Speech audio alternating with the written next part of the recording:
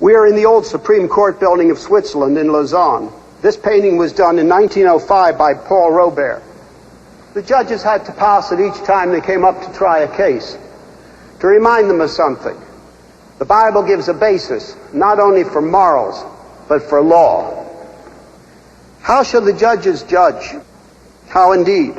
So that the judge is contrary. Justice here is not blindfolded. And her sword does not point upward, but down. To this book, La Loi de Dieu, the law of God. This was the sociological and legal base for law in Northern Europe after the Reformation. As the Reformation emphasis that the Bible is the only final authority took root, the ordinary citizen was increasingly freed from arbitrary governmental power. What Paul Robert painted for the justices in the Supreme Court building in Lausanne, Samuel Rutherford of Scotland put down in writing in 1644. It provided the people with a base for effective political control of their sovereign. Lex Rex, law is king. Freedom without chaos, because there is form. Or, said in another way, a concept of law rather than the arbitrary governments of men. Because the Bible was there as the final authority, as a base. Samuel Rutherford's work and the tradition it embodied had a great influence on the American Constitution, even though modern Americans have largely forgotten him and his influence. John Witherspoon, president of Princeton University, member of the Continental Congress, and one of the signers of the Declaration of Independence, followed Samuel Rutherford's Lex Rex directly. Thomas Jefferson picked up this Christian teaching in secularized form from John Locke, the English philosopher who stressed inalienable rights, government by consent, separation of powers, the right of revolution. Locke did not have Samuel Rutherford this base and secularized it. So one must say that not all men who laid down the foundation for the United States were individually Christians. For example, Thomas Jefferson. However, he lived within the circle of what the Christian consensus brings forth.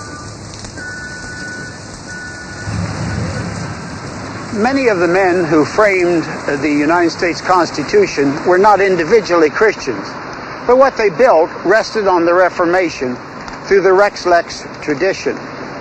On the basis of the Bible, as the final and unique authority, it's possible for a society and government to know form and freedom to the extent to which that society allows the biblical teaching to come to its natural conclusions. This is the Reformation Wall in Geneva, a monument to the leaders of the Reformation. The Reformation in Northern Europe also gave a strong impetus toward the system of checks and balances in government. The men of the Reformation strongly emphasized the fall of man, as man revolted against God. They were not romantic about man. They understood that every man is a sinner, so there needed to be checks and balances, especially for men in power. Calvin himself by no means had the authority in political or church affairs. His influence was moral and informal, as opposed to formalized or institutional authority. There had to be checks and balances. In each of the Reformation countries, this took slightly different forms. Switzerland was especially interesting in this regard. The Swiss have geographically separated their branches of government. The legislative and executive arms of the government are in Bern, and the judiciary is in Lausanne. In Great Britain, there are the checks and balances of the king, the two houses of parliament, and the courts. In the United States, there is a slightly different arrangement, but the same basic principle. The White House is the executive administration. Congress, in two balanced parts, covers the legislative, and the Supreme Court embodies the judiciary. In the Reformation countries, there was a solution to the problem of form or chaos in society. In countries without this base, there was a more or less bloody conflict to try to resolve the tension between unmitigated power and privilege and the relatively powerless and underprivileged social groups. The Reformation was not perfect. It was no golden age. But in the Reformation countries, the situation was overwhelmingly better. And in the area of social relationships, these countries are still drawing upon this capital today. The French philosopher Voltaire, often called the father of the Enlightenment, and in whose chateau we are here, wrote these words after his years of exile in England. The English are the only people upon earth who have been able to prescribe limits to the power of kings by resisting them, and who, by a series of struggles, have at last established that wise government where the prince is all-powerful to do good, is restrained from committing evil, and where the people share in the government without confusion. As you can see in the area of political reform, the results of the Reformation are very impressive. The British have been able to control the monarchy within definite legal bounds, and to do this deliberately. The historians call this the Bloodless Revolution of 1688. During Voltaire's English exile, he was greatly impressed by the Bloodless Revolution of 1688 in England.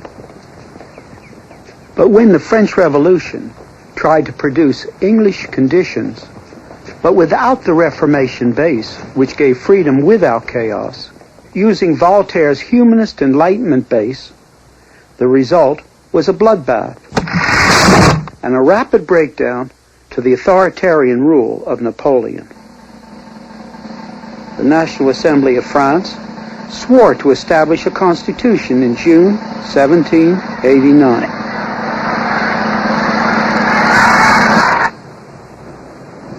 This is the first phase of the liberal bourgeois plan for the French Revolution.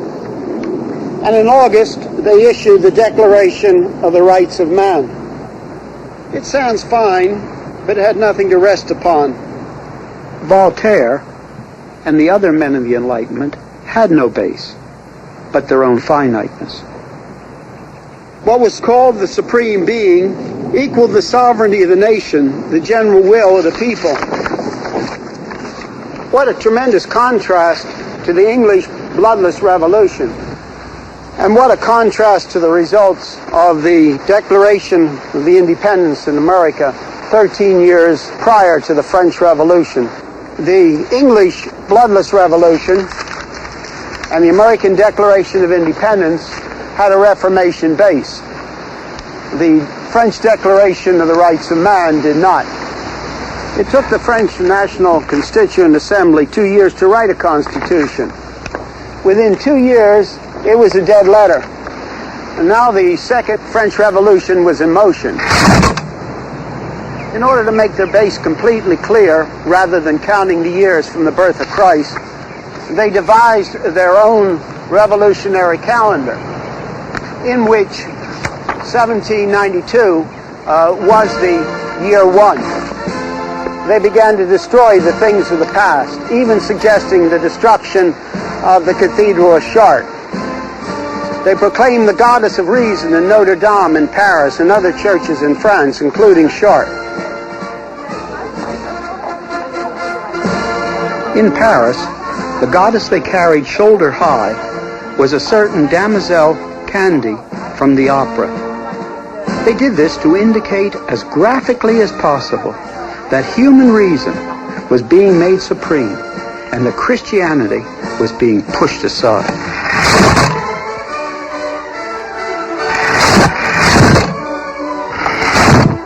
Before it was all over, 40,000 people many of them peasants, were killed by the government and its agents.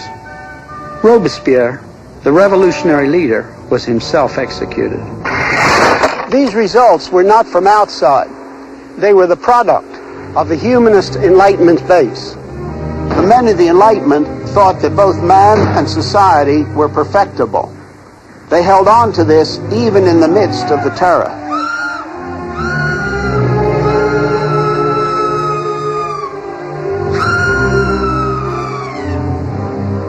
Just as in the later Russian Revolution, there was no choice, given the humanist base, except anarchy or repression.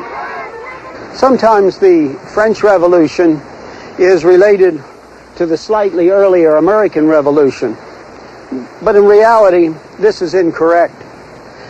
The American Revolution is related to the English bloodless revolution.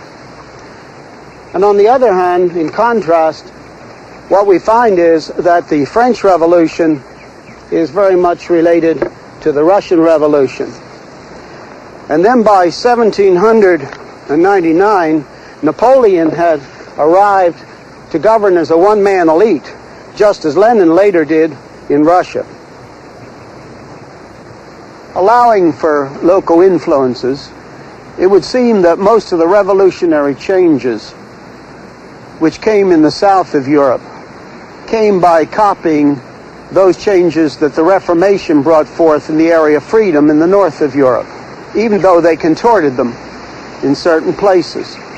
And when we think of the Reformation and what it brought forth in northern Europe by natural growth, and when even we think of what was brought forth by borrowing in the south of Europe, it stands in gigantic contrast to that which communistic countries have produced and continue to produce.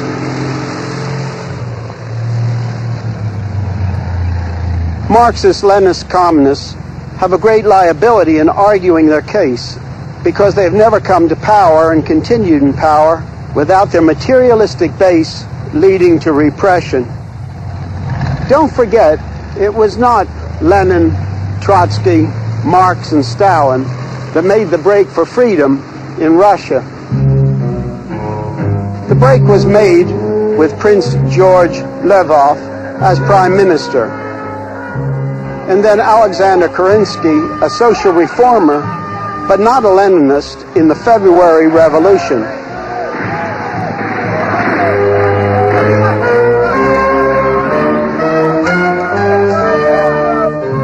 Lenin, Trotsky, and Stalin took over this revolution made by others in October of 1917 and built a regime of repression from the beginning.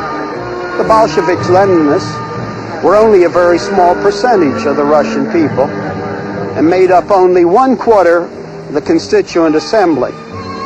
But when the Constituent Assembly only just elected in November, time in January of the following year, 1918, the Bolsheviks dispersed it by force. The election of the Constituent Assembly was the first and the last free election in Russia. Repression engulfed not only political life and political freedom, but the whole spectrum of life. What was called the temporary dictatorship of the proletariat has proven to be in reality the permanent dictatorship of the small elite.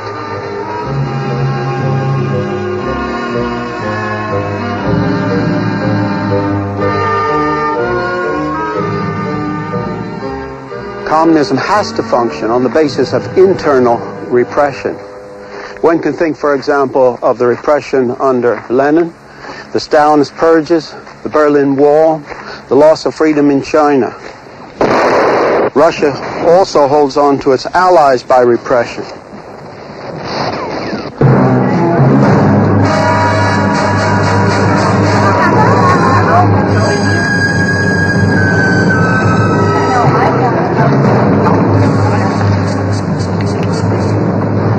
In Czechoslovakia, the repression did not end with the tanks.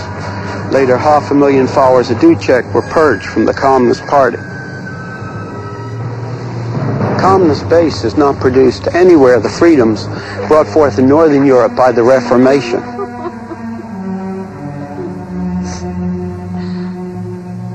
Seeing the contrast to the southern European countries and to the communist countries, the riches provided by the Reformation in the area of society and government should not be minimized. And even in those places where the consensus produced by the Reformation people was less consistent than it should have been, nevertheless, the biblical basis did give absolutes upon which to combat injustice. In contrast, the humanist has no way to say that certain things are right and certain things are wrong. Because for the humanist, the final thing that exists is the impersonal universe. And that's silent and neutral about right and wrong and about cruelty and non-cruelty.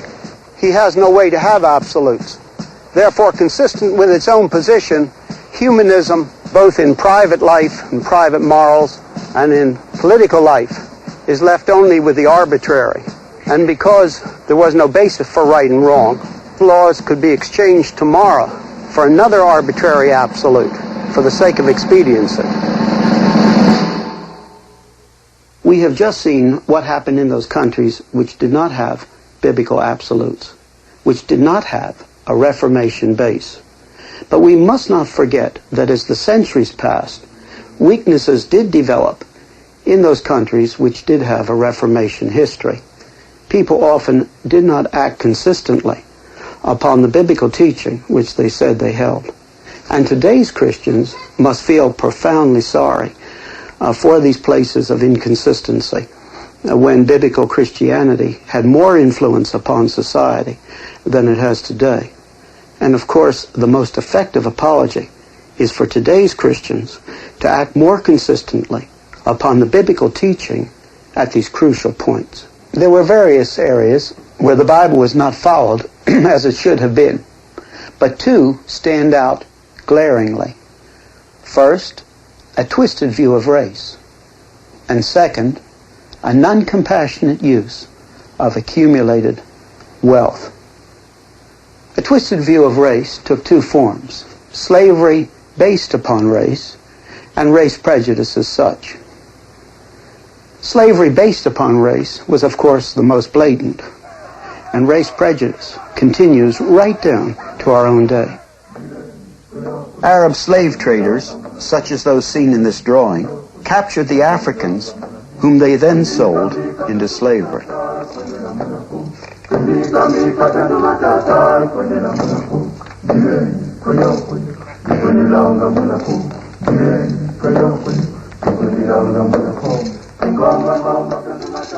Many Englishmen, Europeans, and Americans indulged in the arbitrary fiction that the black man was not a person and could therefore be treated as a thing. Here, the United States must bear special criticism, as slavery based on race continued to such a late date.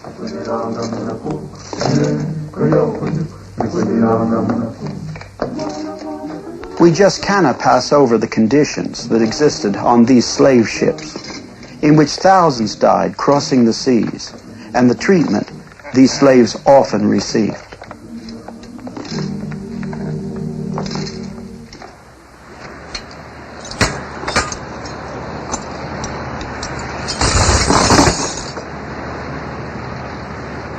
Slavery based upon race and racial prejudice are wrong. We must acknowledge that often both were present when Christians had much more influence on the consensus than they have today. And the church as such did not speak out sufficiently. The beginning of the industrial age was the harnessing of water power in new ways. After water, steam was harnessed. This coal-burning steamer, which we are on, is a relic of the Industrial Revolution.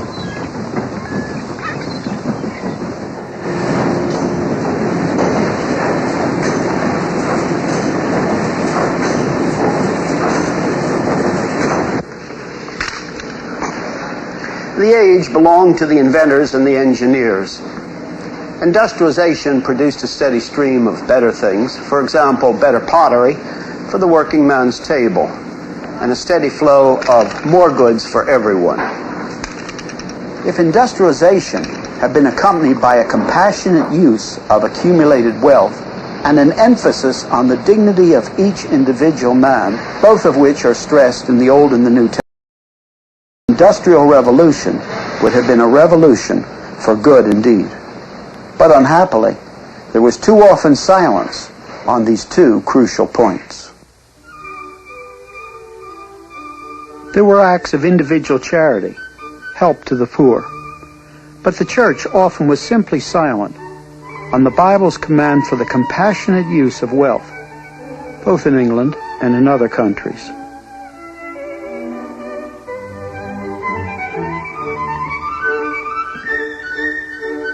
It wasn't that most people were worse off than in the previous, mostly agrarian society, but that the wealth the Industrial Revolution produced was often not used with compassion. Thus slums grew in London and the industrial towns. The average working day was between 12 and 16 hours. Women and children were especially exploited. The central reason the church should have spoken on these issues with courage and clarity is that the Bible commands it. If the church had spoken out clearly against the cruel use of wealth as a kind of a survival of the fittest, probably this concept would not have been so automatically accepted when it was put forth by a secularized science. All too often, the church did not speak out clearly against utilitarianism, a teaching that the measure of all ethical questions is that which is useful. To keep the matter in balance, it must be said that there were many non-Christian forces at work, and also that many who would have called themselves Christians were not Christians at all in the biblical sense. It was fashionable to bear the name and to go through the forms. It was the church as the church that did not take a clear and vocal stand when it had the voice to do so. Individually, there were many Christians who fought for the truly Christian teaching which should accompany a Christian consensus and had a vital and vocal part in the battle against these abuses.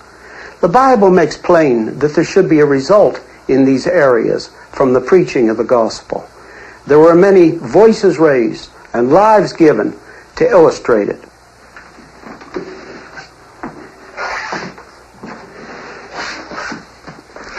John Wesley spoke out strongly against slavery, including slavery in the United States. John Newton was a slave trader. He became a Christian, and he quit the trade and spoke out against it. Thomas Clarkson spoke against slavery. And William Wilberforce, following the pioneer work of Clarkson, fought on and on against slavery and for the basic recognition of the humanity of the black man under God. Wilberforce the Christian, and because he was a Christian, was the overwhelmingly outstanding voice in England against the slave trade. The slave trade was prohibited in England in 1807. And as Wilberforce lay dying in 1833, slavery itself was abolished in England. I wish there had been someone in the United States as consistent to Christian principles as early as 1833 and as influential as Wilberforce. Someone who could have brought forth the same results in the United States. In Britain, John Howard, friend of John Wesley, labored tirelessly for prison reform. Elizabeth Fry, a Quaker, had a profound and practical compassion for the prisoners of Newgate Prison. Lord Shaftesbury, as a Christian, fought on and on against the exploitation of children in the factories. The preaching of George Whitefield and John Wesley revived biblical Christianity in Britain. This had a strong impact on the grassroots, which inspired political education, and economic reform. As a matter of fact, it is not too strong to say that without this influence, England could not have escaped its own version of the French Revolution. The Reformation did not bring about perfection, but gradually, on the basis of its return to its biblical teaching, it did bring forth a unique improvement, a vast and tremendous freedom in society without chaos. The biblical absolutes provided a basis for a consensus of values, and within this, there could be this tremendous freedom without these freedoms leading to chaos. The biblical teaching meant that there was something by which the society and the state could be judged, namely the biblical absolutes. The little man, the ordinary citizen, with a Bible in his hand, could jump up and say that the majority was wrong. So, to the extent in which the biblical teachings were practiced, the despotism of the 51% vote, the despotism of an individual, or the despotism of a group could be controlled. The basis by which there could be this tremendous freedom without chaos is the fact that the Bible gives a base for law.